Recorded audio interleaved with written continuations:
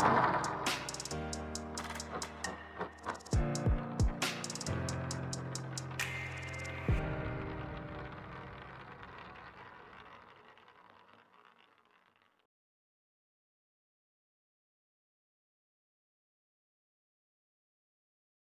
students, in previous class we have learned that when an electrical rod PQ is moving with a velocity v whose length is L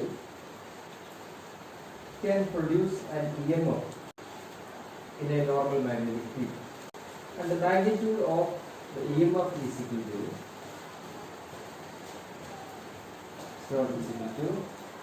V into L into V. R be the electrical resistance.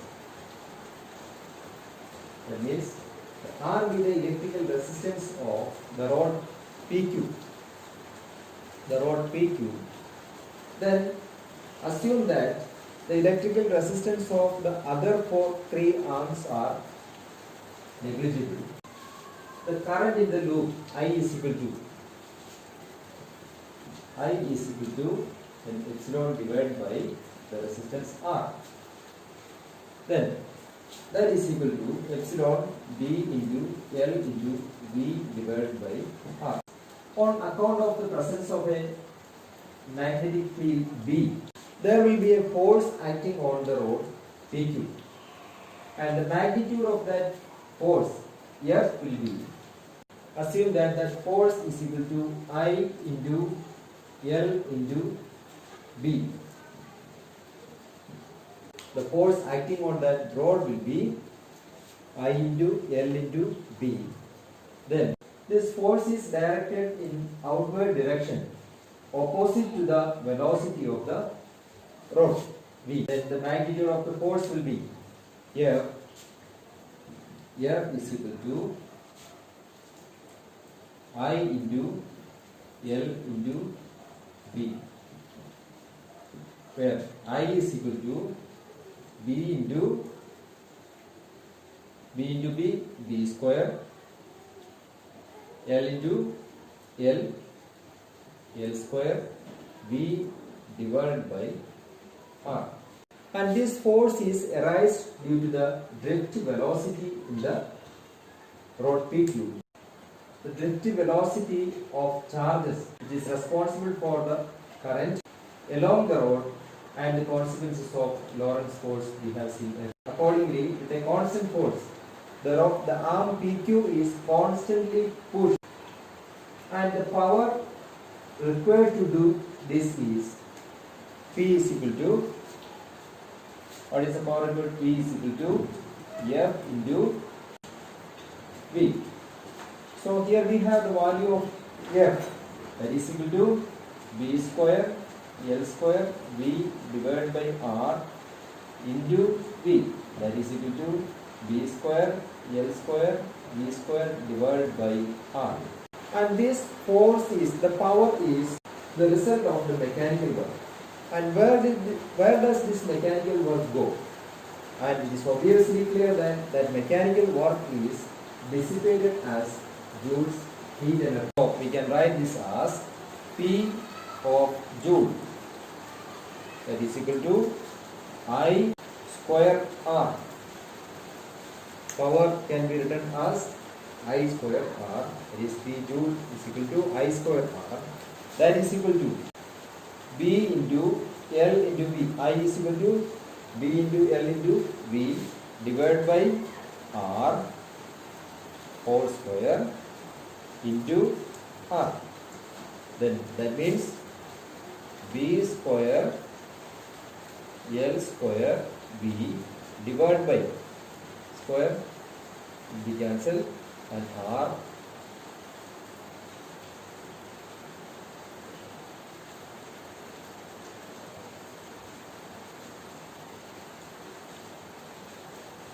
and this equation, the power dissipated as joules heat, and this equation is similar, identical to the force exerted on the rod PQ here. The mechanical energy required to move this arm PQ is converted into the electrical energy here, and that electrical energy is the induced EMF, and then is as the thermal energy. Electrical currents or induced currents are produced in well-defined parts of electrical conductors. This can be produced even in the bulk conductors when they are subjected to the changing magnetic field. And the change in magnetic flux associated with change in the electrical conductor can produce the induced current, and the direction of the induced current will be like the swirling of water, and then this current is known as eddy currents, and it was discovered by Foucault. This can be experimentally proved that a copper plate is suspended in between the two poles of a pieces of magnet, and when this copper plate is allowed to swing between these two magnets, then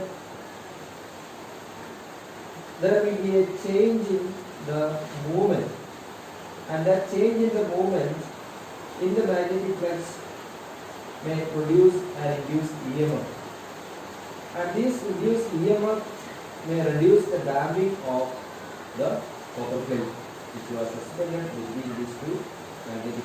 So the eddy current produced in the copper plate provide a damping effect in the movement of the copper plate. Eddy currents are undesirable currents. In electromagnets, the eddy current force dissipates the electrical energy into heat energy and cause the loss of electrical energy. Effects of eddy currents is being used for the trains. Strong electromagnets are placed above the electrical rails, and when the electromagnets are activated and the eddy current produced in the electromagnet opposes the motion of train, thus a braking effect is applied in the moving train. Then electromagnetic damping. Then some galvanometers have a fixed electromagnetic core made with non-magnetic material. When the coil oscillates, the eddy currents are produced and the coil suddenly comes into rest. Electrical power meters are another example that eddy currents can be useful. That's all about the